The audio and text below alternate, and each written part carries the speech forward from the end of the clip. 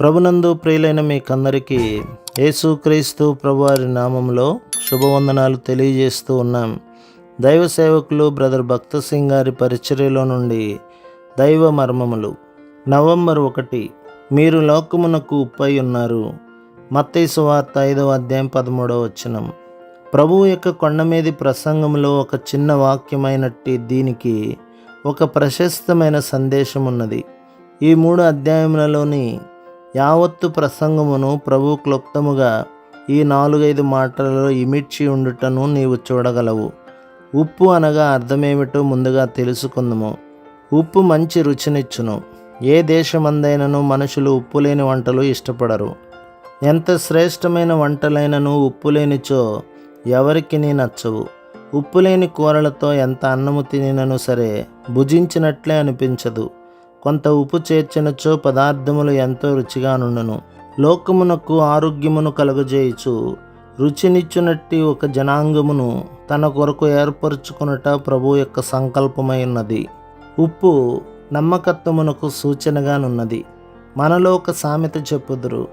ఏమనగా, ఒకరి ఉప్పు తిని వారికి కృతజ్ఞులు కాకూడదు.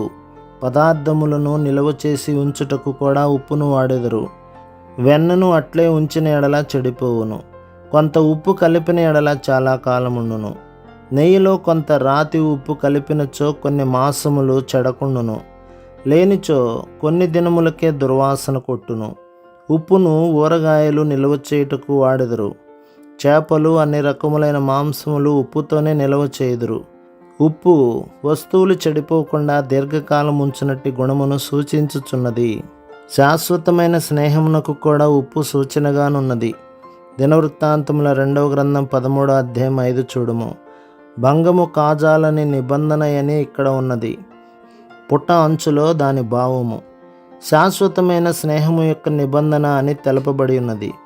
పాత నిబంధనలో ప్రతి నైవేద్యమునకు ఉప్పు చేర్చబడుచుండెను.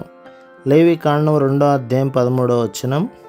మార్కు సువార్త 9వ అధ్యాయం 49-50 వచనాలు. ఇట్లు ఉప్పు నిత్యజీవమును, స్నేహములో మరియు ప్రేమయందు నమ్మకముగా నుండుటను తెలుపుచున్నది. దేవుని స్నేహము పొందు నిమిత్తమే ఈ నైవేద్యములు అర్పించబడుచుండెను. ఇవన్నీ ఆలోచించగా మీరు లోకమునకు ఉప్పై ఉన్నారు అని తన శిష్యులతో ప్రభు ఎలా చెప్పెనో అర్థమగుచున్నది. ప్రభు మిమ్మును, మీ కుటుంబమును, మీ సంఘమును దీవించి ఆశీర్వదించునుగాక. ఆమెన్.